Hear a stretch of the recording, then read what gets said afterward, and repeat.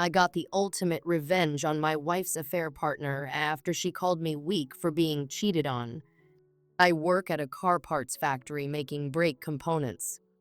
It's not glamorous work, but it pays the bills and am grateful. My shifts are from 4 p.m. to midnight, 5 days a week.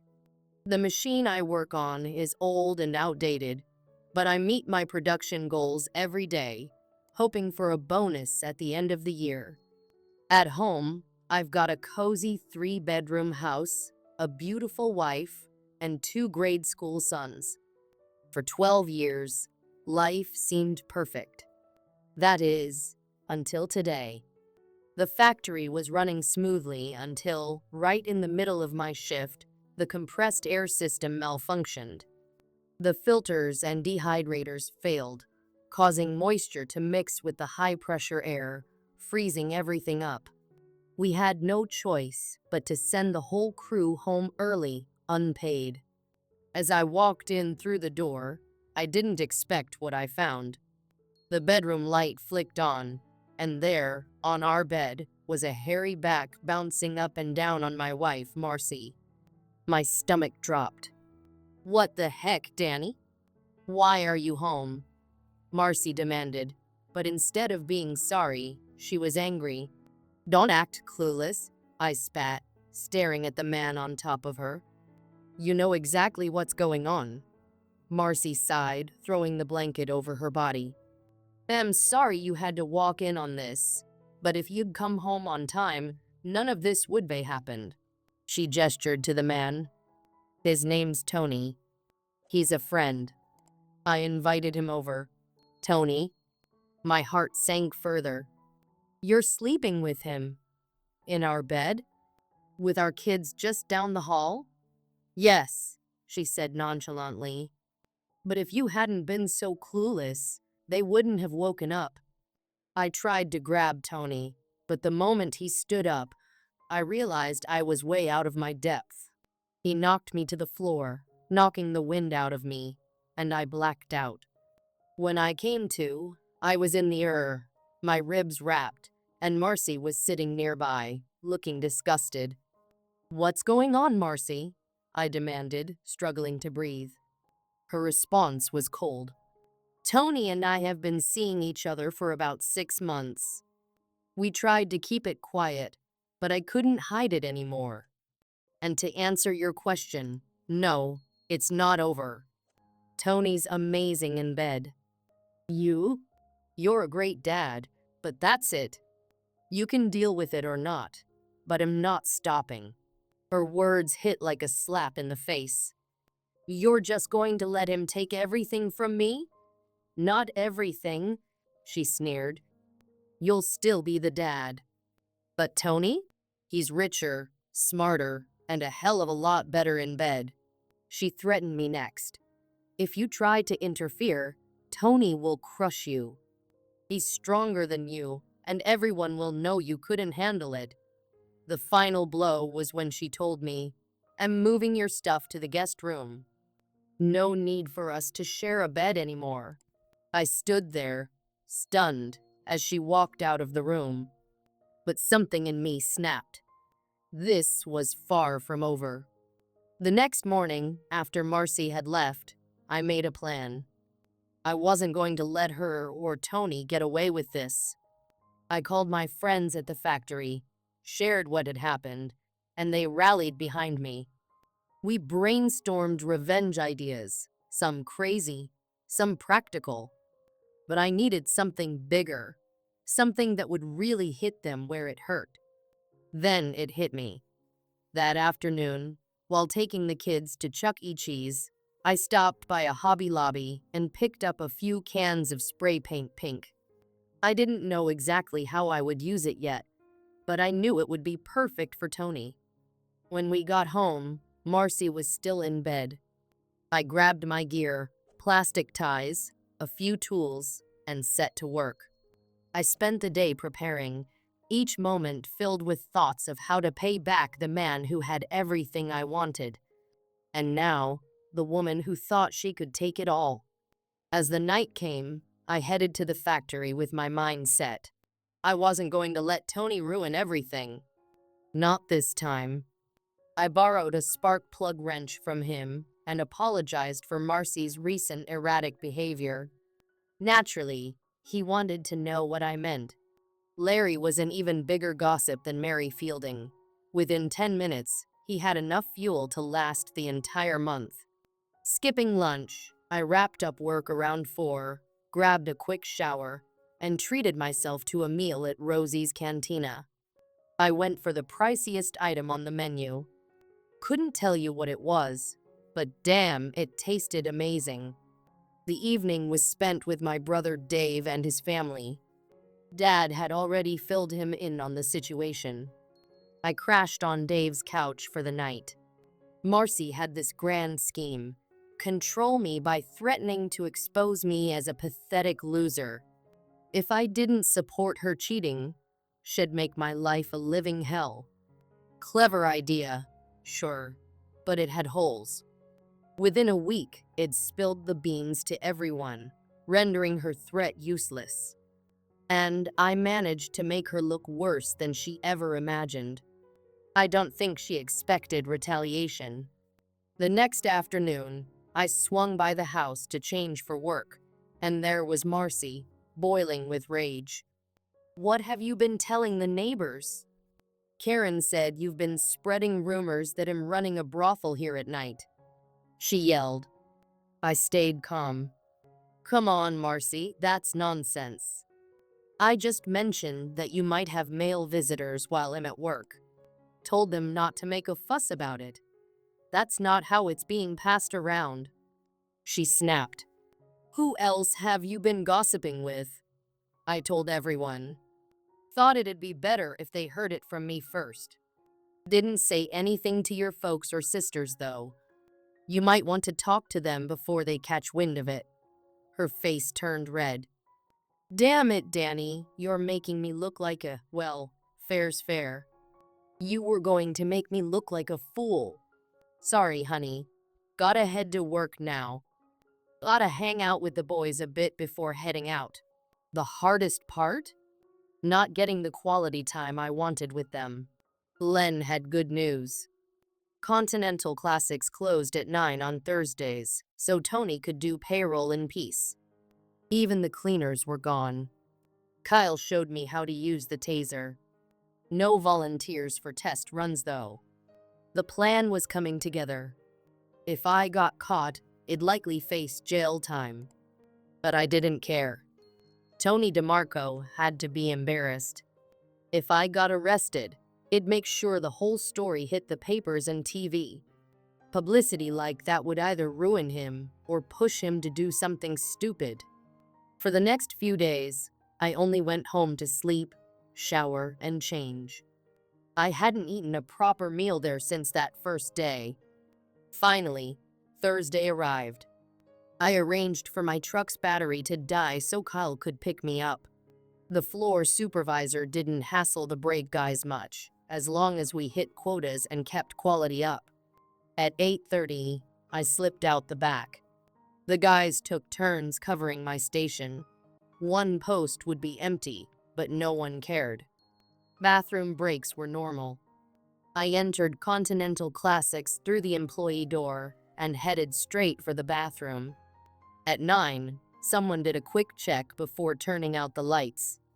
10 minutes later, I stepped out, latex gloves on, and found Tony bent over an old adding machine. With him distracted, it was easier than I thought. He didn't hear me coming. I tasered him in the back. He twitched, then relaxed. Perfect. I quickly bound his limbs with plastic ties and used an old tie to blindfold him. Surprisingly cooperative. I wheeled his chair to the glass window, where he'd be on full display for his staff in the morning. The pink paint didn't stick as well as I'd hoped, but I managed. When I was done, I packed everything up and left. On my way out, I checked Tony one last time. I couldn't feel a pulse. Panic hit.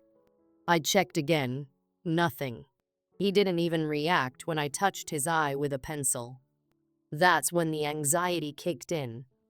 I wiped everything down, removed the ties, and made sure I didn't leave any trace. I ditched the taser in a storm drain, then returned to work. No one noticed I was gone.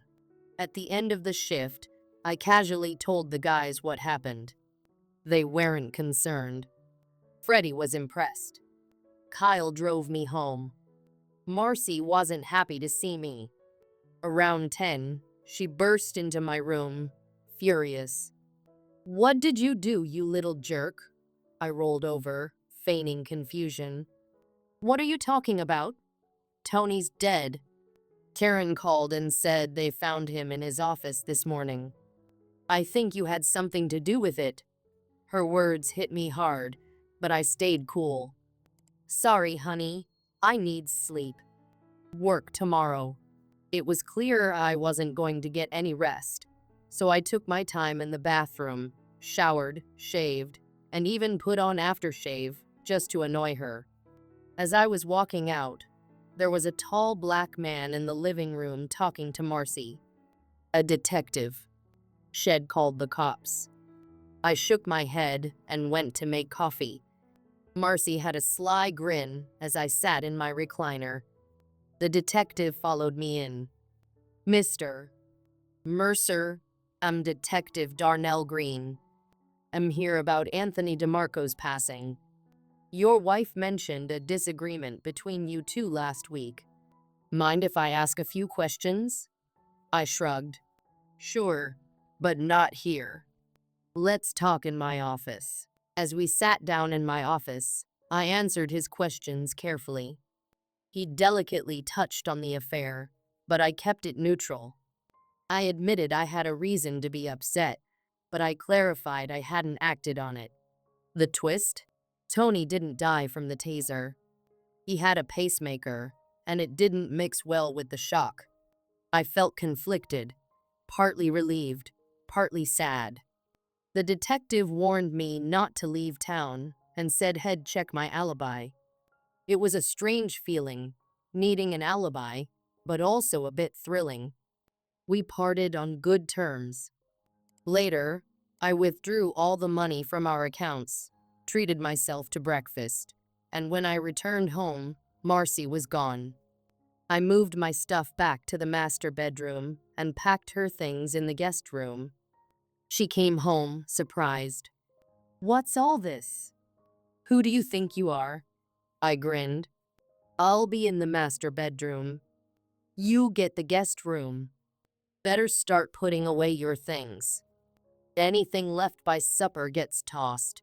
The third time she called me a bastard today, the words stung, but they also fueled something inside me.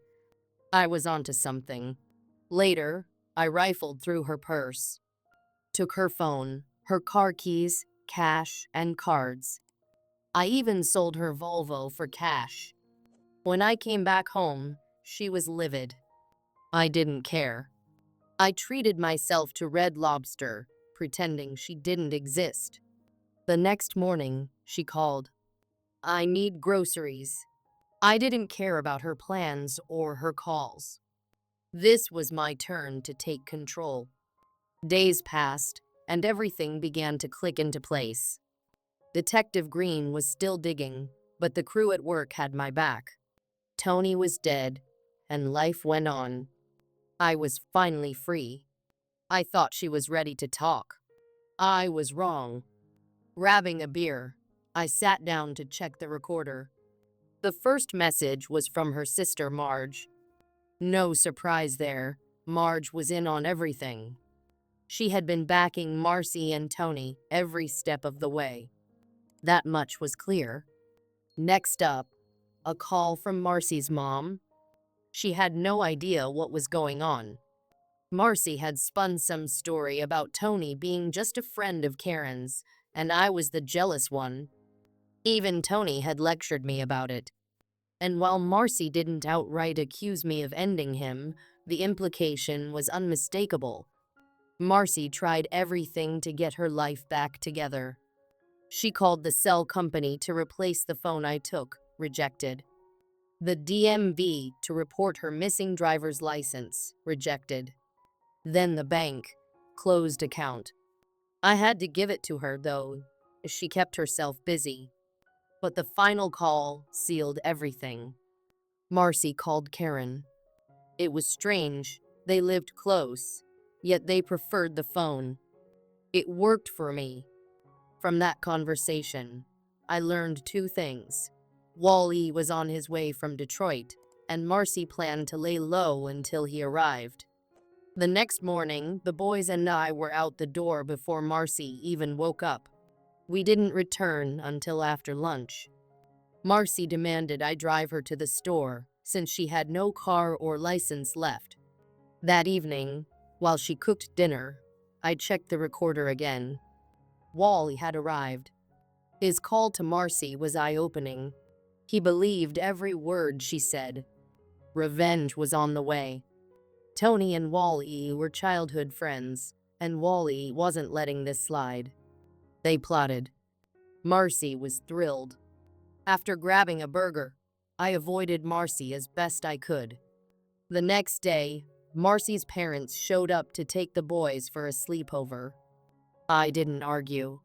Tomorrow was school, and Grandma Wilcox promised they'd return on time. I was itching to check the recorder again. But first, I grabbed lunch at Denny's. Marcy didn't even question where it'd been. When I returned, Marcy and Wally had a new plan. A setup. A botched burglary. It sounded laughable, but when I really thought about it, I was already involved.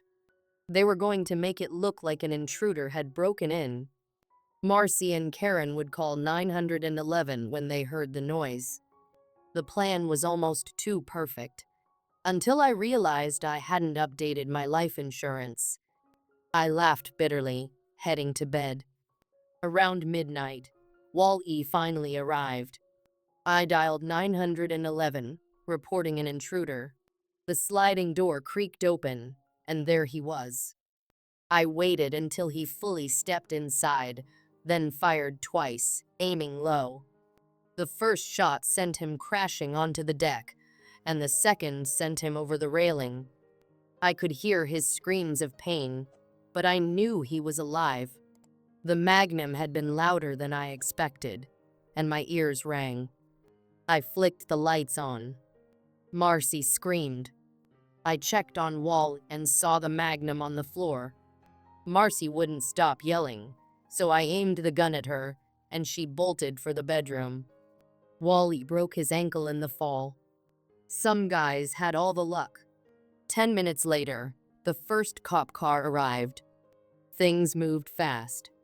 I placed the tool on the floor to show what had happened.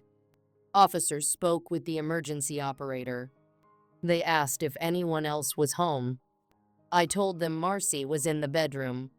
They brought her out, still panicking. Karen and some neighbors were outside. When I saw her, I couldn't help myself. I made a throat-cutting gesture. She didn't smile, but I did. The ambulance took Wally away. Detective Green arrived, grinning when he saw me.